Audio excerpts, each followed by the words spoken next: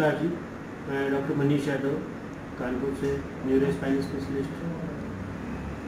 आज हमारे सामने एक मरीज है सद्दाम जी। उनकी पहले माता जी का भी आपने वीडियो देखा होगा, उसके बाद ये थोड़ा सा संतुष्ट हुए तब इन्होंने अपना भी इलाज स्टार्ट किया।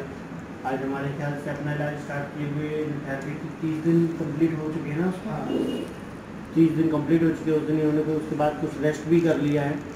अब हम आज जानेंगे कि पहले की स्थितियों में अब की स्थितियों में पहले क्या क्या दिक्कतें होती थी। सिद्धांत जी, पहले तो मुझे ये बताइए कि आपने ये पहली MRI कब कराई थी अपनी? 3 जून 2020 को। तो आप इनकी जो मैं आपके पास दिखा देता हूँ, इधर लाइए। इनको जो है L5S1 में माइल्ड डिस्क बल्ज था, सेकेंडरी स्पाइनल कैनाल स्टेनोसिस था, न्यूरल फोरामिना स्टेनोसिस था, L3 L4 में भी डिस्क बल्ज था, यहाँ पे भी न्यूरल फोरामिना स्टेनोसिस था। हाइट लगभग एवरेज थी इनकी।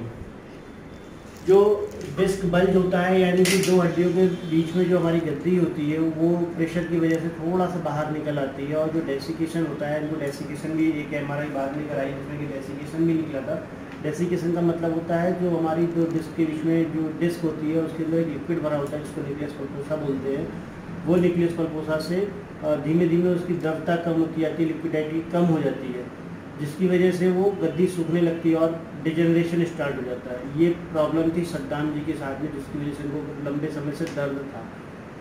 तो सद्दाम जी, ये तबीयत आपकी कैसे गड़बड़ हुई या मतलब ये बीमारी कब से कैसा क्या था, एक बार आप अपने मुझसे बोले। 3-4 साल से 3-4 साल से 2014 में मतलब कि एक्सीडेंट हुआ। 3 साल के बीच में गया कि ठीक हुआ। 3 साल बाद जब ये 2018 में आया ये MRI को लेकर कराया। जब MRI कराया तो उस समय से 5S1 में मतलब ठीक दवा खाते रहे लॉकडाउन आया, इसमें भी खाते रहे दवा, अंग्रेजी खाते रहे। आपको अचानक से दोनों जामुन होने लगा।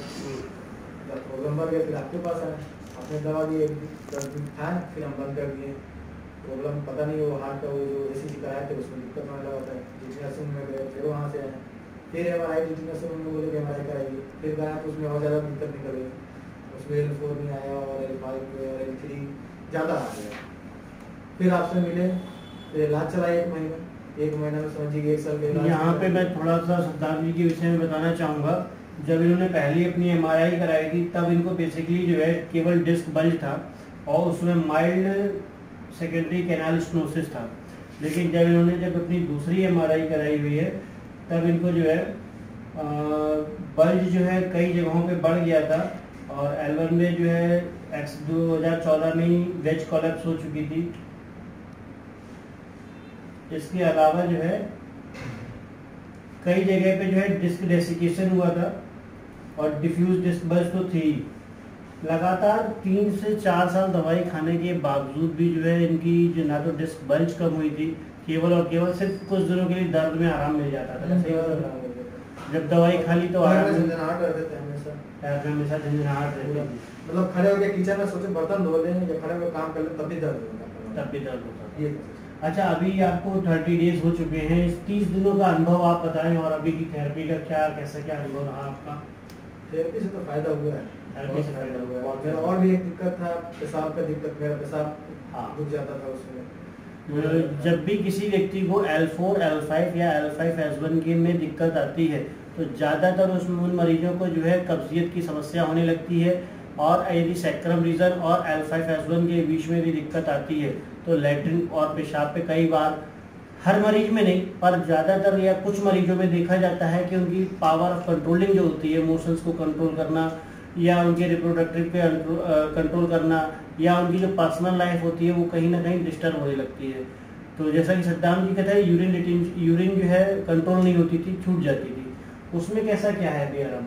वो तो ठीक है, वो ठीक है, उसमें नहीं छूटता है। पहले छूट जाता था, पहले छूट जाता था, अब नहीं छूटता है। और कुछ बीमारी को लेके डर भी लगातार बना हुआ रहता था। हाँ, कुछ लोग लकवा मार देगा, अच्छे डॉक्टर से दिखाओ। कुछ डॉक्टर तो ये बोले थे जितने समय हो गए तो डॉक्टर साहब बोलेगा कि यहाँ कहाँ चले गए थे। बोले अच्छा ठीक है, फिर कुछ बोले नहीं, घूम फिर भी यहीं आए हम। इलाज कराया। आपकी माता जी का भी ट्रीटमेंट यहीं पे हुआ है? अभी चल रहा है, ठीक है। माता जी ठीक है। माता जी की इनकी न्यूरो की प्रॉब्लम थी जिसमें कि जो है इनको बातचीत में बड़बड़ाना, इधर उधर की बातें करना, हाई बीपी रहना, नींद ना आना, ये कई समस्याएं थीं।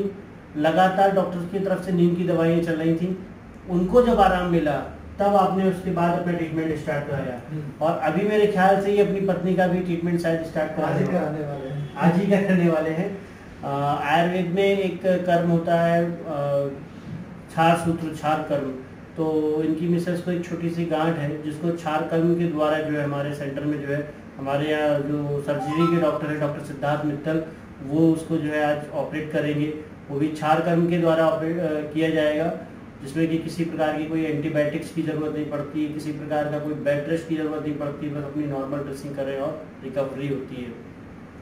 सिद्धांत जी, छोटे से शब्दों में पूछना चाहेंगे कि आयुर्वेद में आने के बाद में आपका क्या अनुभव रहा, आप लोगों का मदर के साथ में, आपके साथ में क्या अनुभव रहा?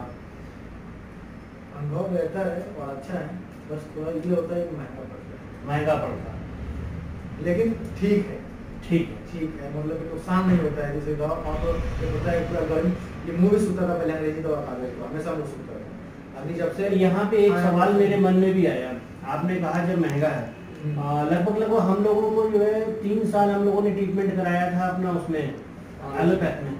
हाँ, ये जोड़ा थोड़ा करके जोड़े तो कितना कौन महंगा पड़ा होगा? बात तो सही है, महंगा टाइम भी बर्बाद हुआ, 1 साल 1 साल 2 साल जो भी है, और इसमें टाइम भी बर्बाद। 1 महीना मतलब ये है कि हम अंदर से लगता है कि ठीक है, अंदर से फील आता है कि हाँ ठीक है। अच्छा, हमने आपको अभी बुलाया है, इसके बाद एक MRI करा के चेक कर लीजिए, क्या विचार है उसमें? जब अंदर से ठीक समझ में आ रहा है क्या है, MRI करा है हम पैसा। देखिए, इस विषय पे मैं सिद्धांत जी के विषय में ये कहना चाहूँगा कि जब भी कोई व्यक्ति बीमार होता है तो उसको कभी भी ये मशीन नहीं बताती है कि वो बीमार है। मरीज को जब लगता है, किसी व्यक्ति को जब ये लगता है कि उसको अंदर से ये तकलीफ हो रही है, तब वो चिकित्सक के पास जाता है और चिकित्सक उसे जांच की सलाह देता है, तब जांच में वह बीमारी निकल के आती है। इसी प्रकार जब रोगी ठीक होता है तो भी सर्वप्रथम उस रोगी को पता चलता है कि हाँ, मैं ठीक हो रहा हूँ, अब मैं इनकी जांच कराऊँ तो 110% MRI में चेंजेस देखने को मिलेंगे। जो डिस्क होती है उसकी हाइट बढ़ जाती है, या जो डिस्क डेसिकेशन होता है वो कम होता है। ज़्यादातर सर्जरीज एलोपैथ में या मॉडर्न साइंस में जितनी भी सर्जरीज करी जाती हैं, वो जो स्टेनोसिस होता है उसको कम करने के लिए करी जाती है। ना तो डिस्क डेसिकेशन को ख़त्म करते हैं, ना डिस्क बल्ज को ख़त्म करते हैं, केवल और केवल स्टेनोसिस को कम करने के लिए सर्जरी करी जाती है। और जब हमारी डिस्क का हाइट रेगुलर अप होता है, मसल्स मजबूत होती हैं, तो धीमे धीमे हमारी जो कैनाल स्टेनोसिस होती है, जो डिस्क की स्टेनोसिस होती है, वो एकदम नॉर्मल हो जाती है। रीढ़ की हड्डी से संबंधित कोई समस्या हो तो आप हमें, इस समय लॉकडाउन चल रहा है तो आप हमें जो है ऑन कॉल, वीडियो कॉल पे भी संपर्क कर सकते हैं, कानपुर में आके दिखा सकते हैं। यदि आप हमारा ये वीडियो यूट्यूब पे देख रहे हैं तो सब्सक्राइब का चैनल दबाएं, और यदि फेसबुक पे देख रहे हैं तो ज़रूर फॉलो करें। Thank you very much.